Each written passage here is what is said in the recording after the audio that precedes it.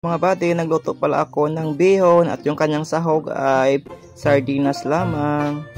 Hello, magandang araw. Sa ngayon po magluluto tayo ng ating tinula na sardinas at saka bihon. Guys, kasi nga ito yung ulam namin ngayon. Siguro hindi naman ako talaga sanay or expert sa pagluluto guys, pero marunong lang ako ng konti sa pagluluto. Lang simplihan lang, pero like mga apretada, cardilitas, mga estopado, hindi ko masyado sanay dyan sa pagluluto, hindi ako expert dyan. Ito lang yung sanay ko na paglulutuin, yung mga tinula lang. Kaya ito inihiwa natin yung kamatis at saka bombay at saka ahos, panggisa natin.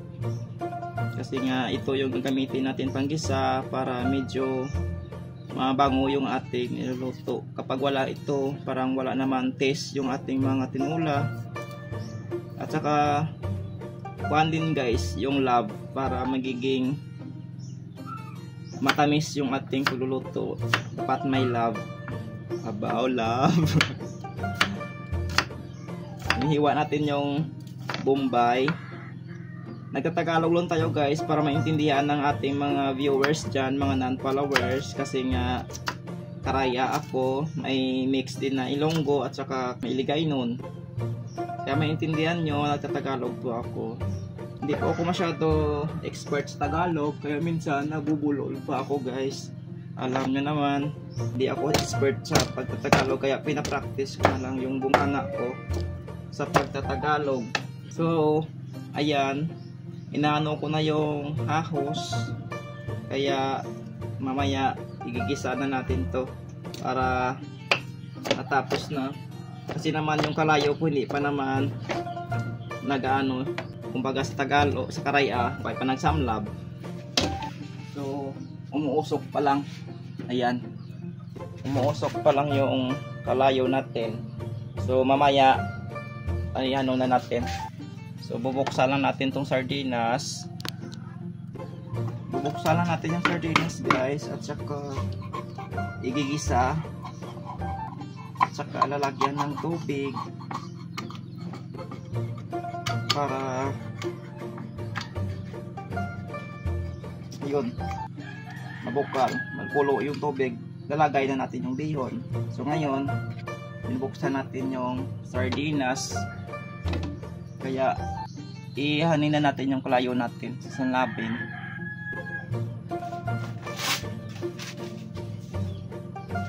Ihanin na natin yung kalayo, apoy natin guys, para umpisa na tayo sa pag-isa.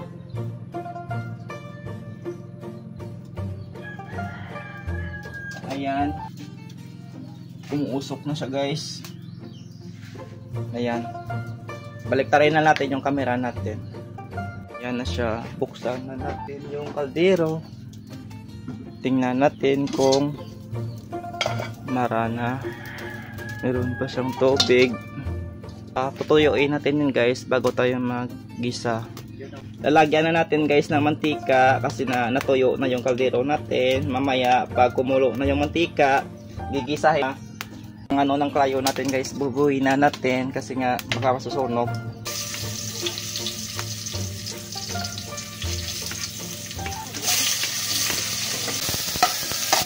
Yan, ginigisa na natin guys yung ating mga tangkap. Gigisa natin guys yung sardinas.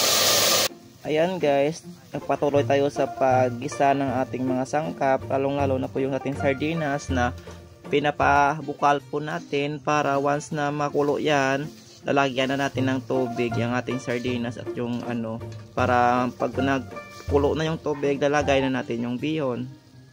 Ayan guys, nilagyan ko na ng tubig. Hindi ko lang pinakita sa inyo kasi nga walang umahawak ng camera natin. At saka yung camera natin mismo hindi pa siya expert. Hindi niya alam kung ano hanggulo, hawakan, anong yung dapat gawin. Ayan. So ayan guys, kapag kumulo na to yung tubig natin, ilalagay na natin mamaya yung bihon natin. Ito pala guys yung golden special bihon. So ito nilalagay natin na isang kalahati na lang guys. Ayan guys, ito pala ay inati-hati ko siya para maliit lang. Mamaya ilalagay lang natin ito sa kaldero. Habang hinahantay natin guys na makulo ito, lalagyan muna natin ng asin at saka bitsin guys para timplalan natin.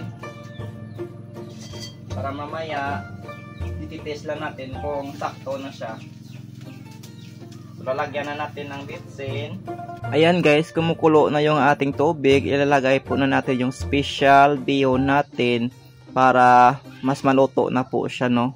As you can see guys, no, inahalo-halo na natin yung mga bihon natin para po yung bihon mismo hindi siya mabuo kundi mag-separate siya. Para maluto na siya, hintayin natin ng ilang minuto. Ayan guys, after ng ilang minutes, mga 5 minutes guys, ito na po yung resulta na niluto natin na bihon. So unti-unti na sa niluluto. So far so good guys. Ayan na, luto na po yung ating special bihon na sinabawan.